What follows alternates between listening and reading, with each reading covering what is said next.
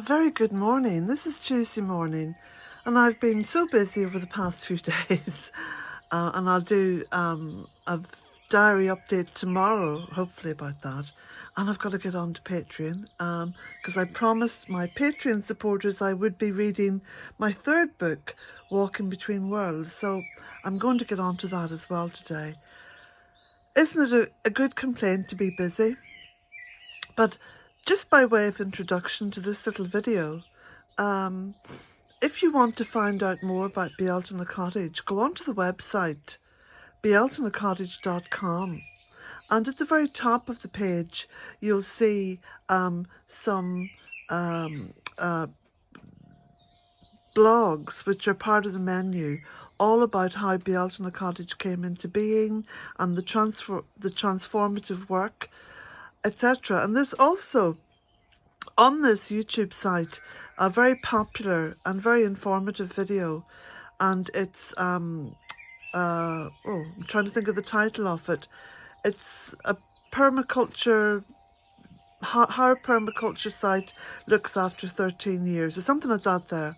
But anyway, it's probably the most popular video on this site. I think it's had over 250,000 views, maybe more, I don't know. Anyway, there we go. Enjoy the video.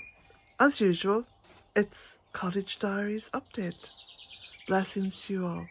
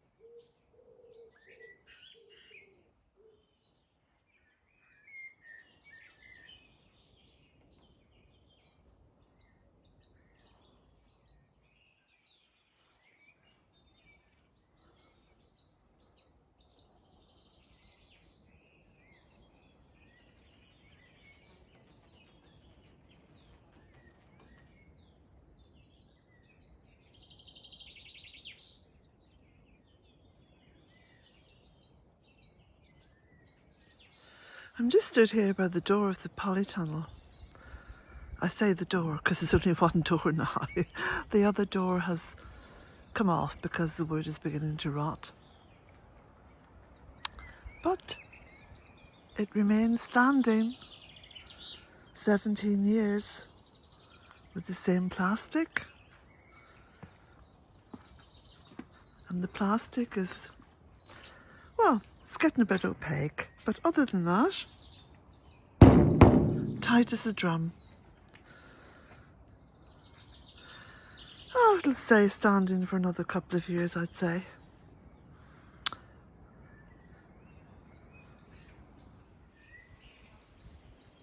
More blossom coming out.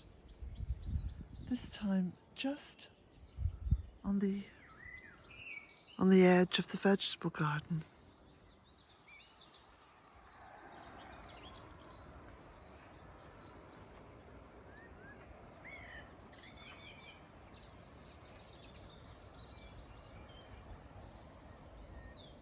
These are little anemones, little bulbs, little corms that you plant.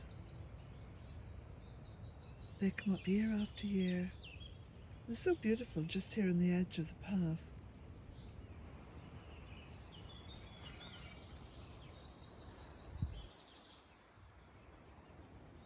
And this is the beautiful ajuca, which just colonizes spaces, which is beautiful.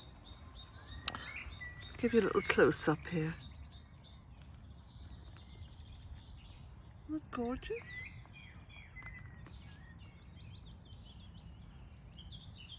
You can see how neat they are in their colonization. They don't take up too much space. And they're perennial, they just come up year after year. I think the wild version of this may be called self-heal. Now, I'm not 100% sure, but there is an ajuca that grows further down in the woodland gardens. It has come up of its own volition, and it appears to be very much like ajuca, and it's called self-heal. So are they both the same, I wonder? Do you have an answer? Could you leave me a comment? And another plant which I have got to praise for its incredible growth and resilience and such a wide variety of. Now, I was just talking to a friend of mine yesterday who was showing me some more pieris in her garden, and I think she's got about half a dozen different varieties, and they all look quite different. They love to grow in pots as long as they're well fed, and this one is, and it's a good sized pot. And the new leaves, these are the new leaves, you see, the red ones, they come out, they look just like flowers, but then later on you get flowers as well. So it's really, you know, a beautiful plant. And again, much beloved. Here's some of the flowers here, look. Much beloved. I so love Clematis montana. It is a rampant, wild, cannot be tamed girl. It really is. And probably why I love her so much.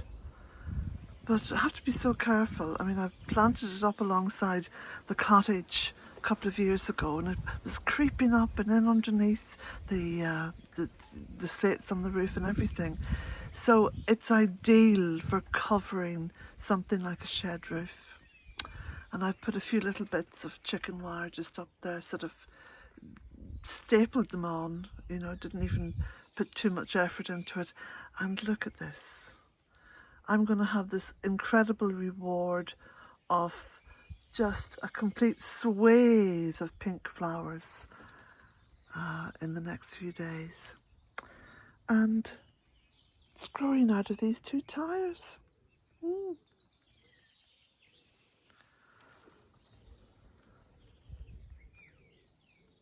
Someone asked me what was round the back of this she shed, and well, it's a sort of becoming a bit of a secret garden because I have bamboo and I have field maple growing through it, and there's a big Hebe's bush there, and there's forsythia and all kinds of plants. There's a little birch tree I've put in there, there's cotoneaster.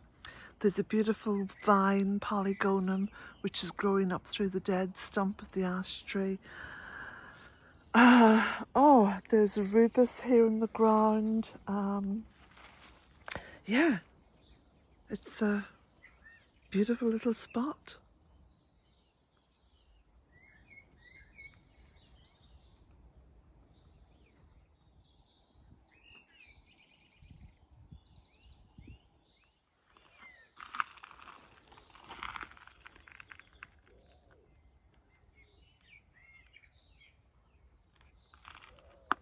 Lots and lots of rosebuds on this beautiful rose. Look, it's just massive this year. Again, growing out of two tires. Of course, Roses like to be warm, so 2 tires placed on gravel where you have good drainage allows the rose to keep really warm and snug. I didn't touch you. You're just chiming on your own, are you?